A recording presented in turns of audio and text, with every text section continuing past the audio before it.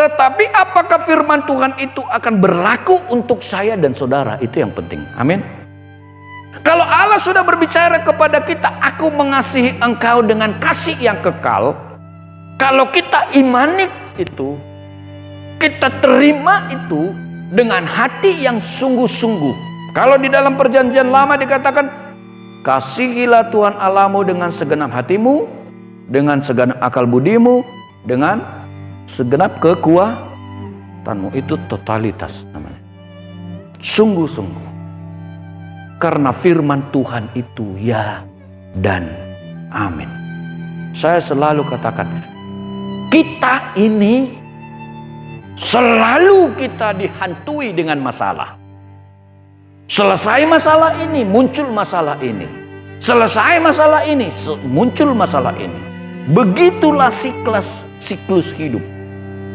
Dan itu tidak akan pernah berhenti sampai mati. Jadi kalau itu siklus hidup yang harus kita terima, maka kita harus mencari namanya sandaran, atau istilahnya mencari pokok pegangan. Tahu pokok pegangan? Istilah pokok pegangan ini, kalau Anda berenang di sungai, sungai itu deras, ada namanya kayu yang terulur ke situ, Anda pegang itu supaya tidak hanyut. Itu artinya pokok pegangan itu. Pokok pegangan kita itu firman Allah, Alkitab itu. Itulah pegangan. Jadi jangan dilepas. Ketika arus itu lewat, dia terus ingin menghancurkan kita.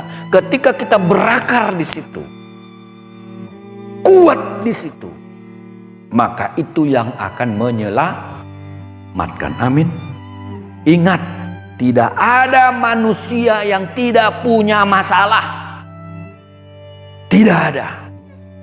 Dan selalu kita akan menghadapi masalah.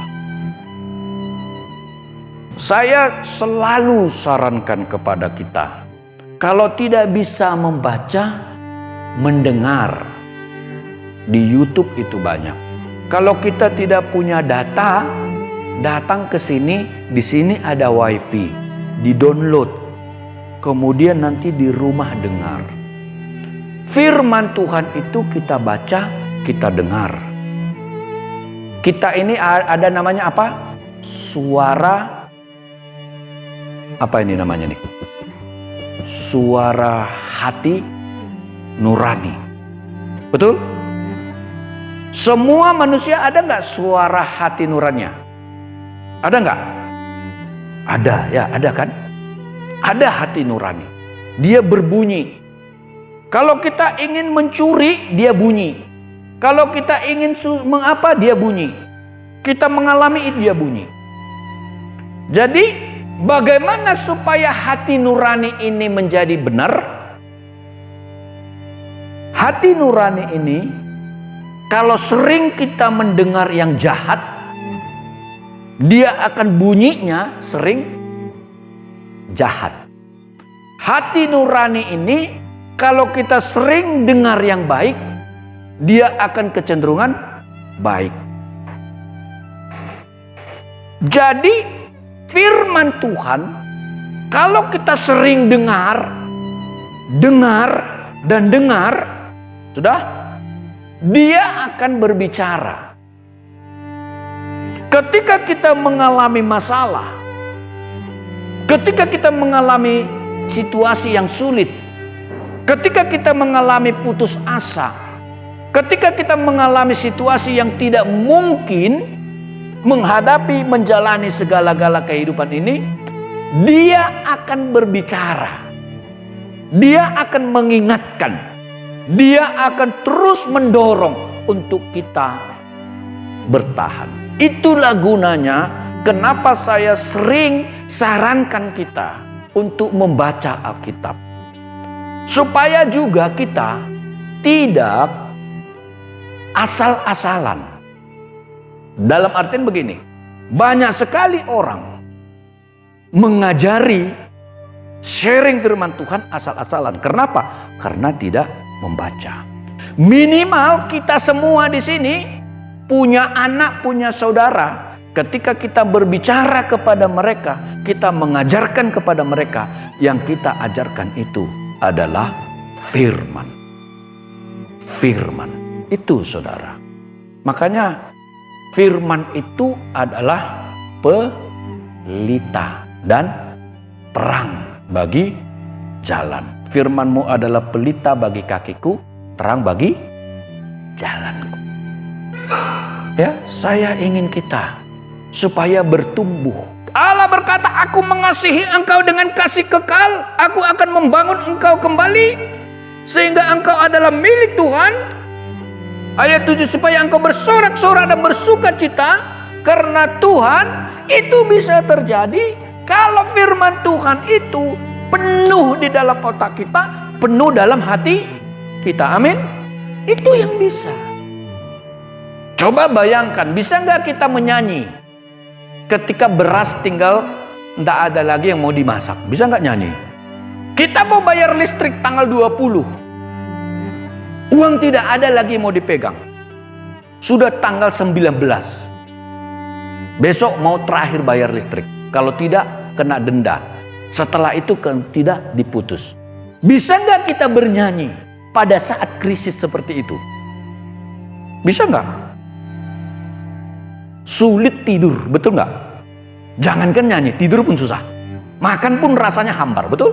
Tetapi ketika firman itu begitu berkumpul di dalam kita, di dalam otak kita, ketika suara hati kita itu sudah didominasi oleh firman, maka itu yang akan berbunyi, itu yang akan memberi pengharapan, itu yang akan selalu berbicara, dan itulah yang akan mengingatkan, dan itulah yang membuat kita bisa sukacita dan memuliakan Allah sekalipun dalam masa krisis. Itu jadi harus.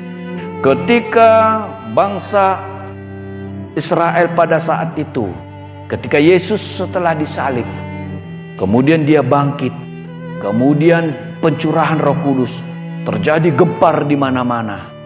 Maka para raja waktu itu, supaya berita Yesus ini tidak sampai kemana-mana, maka ditangkaplah para rasul. Petrus dan teman-temannya, mereka dipenjara. Di penjara apa yang mereka lakukan? Sedih atau menyanyi? Bernyanyi. Kenapa mereka bisa bernyanyi? Kenapa Petrus bisa bernyanyi? Kenapa dia tidak marah? Kenapa dia tidak murka? Kenapa dia tidak menyalahkan Tuhan? Kenapa dia bernyanyi? Kenapa? Karena yang pertama, di otak mereka sudah banyak perkataan Tuhan Yesus. Itu yang pertama. Makanya kita baca firman supaya perkataan firman itu banyak di otak kita dan di hati kita. Amin. Yang kedua, Roh Kudus ada di dalam hidup mereka yang menghidupkan firman itu. Jadi ketika mereka di penjara, mereka bukan putus asa, tetapi mereka justru bersuka cita. Kenapa dia bisa bersuka cita? Karena mengingat apa yang sudah dikatakan oleh Yesus kepada mereka. Itu. Ketika ada pujian di dalam kesusahan, apa yang terjadi? Apa yang terjadi? Mujizat.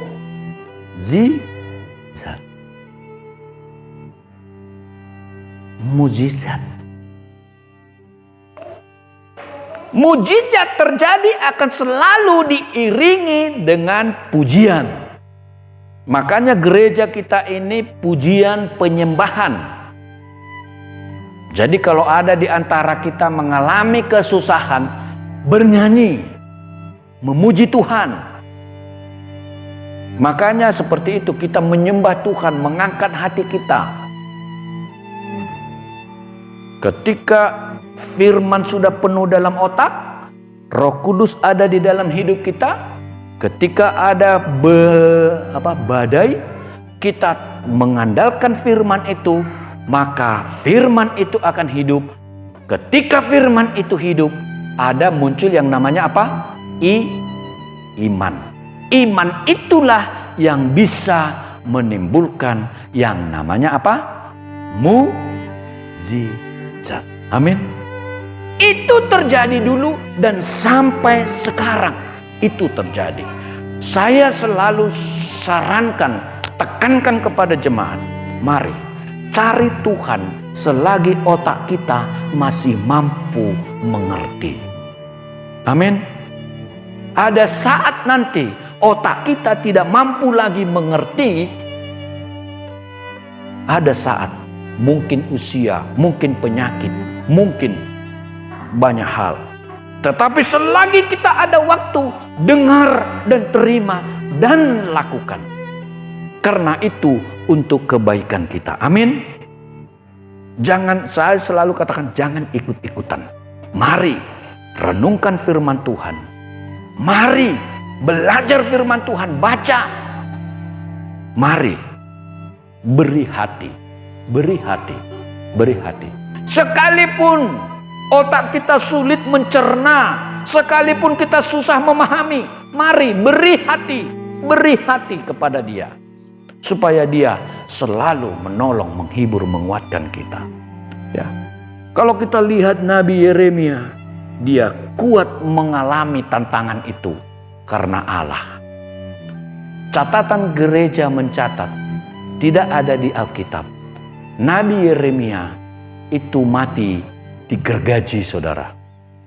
Kalau kita percaya firman, apa yang disampaikan Allah kepada kita, kita keselamatan. Maka ada dua Alkitab catatkan, apa? Hidup kekal dan mati kekal. Tahu artinya hidup kekal? Masuk surga. Mati kekal apa? Masuk neraka.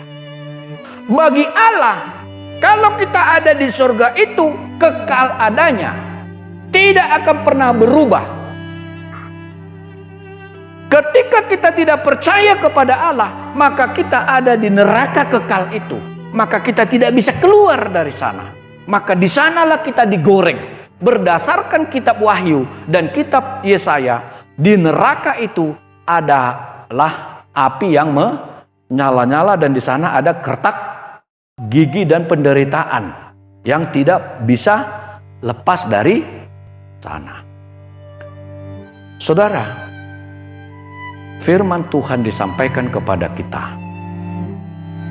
Mari kita imani. Allah sudah menunjukkan, Dia berkata kepadamu, aku mengasihi engkau dengan kasih kekal. Mari kita imani. Amin.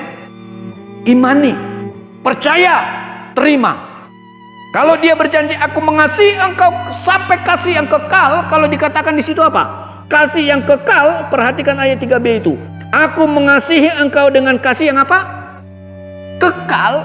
Itu artinya hari ini sampai engkau hidup selama-lamanya. Itu yang disebut dengan apa? Kekal. Terima itu. Dan jangan lepaskan itu. Jangan karena dunia ini engkau lepaskan itu. Jangan. Jangan karena persoalan hidup ini engkau lepaskan itu. Jangan. Terima itu. Karena Allah berkata, aku mengasihi engkau dengan kasih kekal dan akan terus melanjutkan kasih setiaku itu kepadamu. Itu artinya apa? Artinya Allah sudah berjanji dan akan terus berjanji dan akan menyertai saya dan saudara. Amin. Apapun persoalan kita akan terus ada. Engkau ikut Tuhan, tidak mungkin gak ada persoalan. Engkau tidak ikut Tuhan, nggak mungkin juga nggak ada persoalan. Tetapi kalau engkau ikut Tuhan, ada jawaban, ada pengharapan. Kalau engkau meninggalkan Tuhan, engkau pasti masuk neraka dan Allah akan menghukum engkau selama-lamanya dan engkau tidak akan bisa keluar dari sana. Kalau sudah tidak bisa keluar dari sana, maka yang ada adalah penderitaan dan tidak bisa kembali lagi.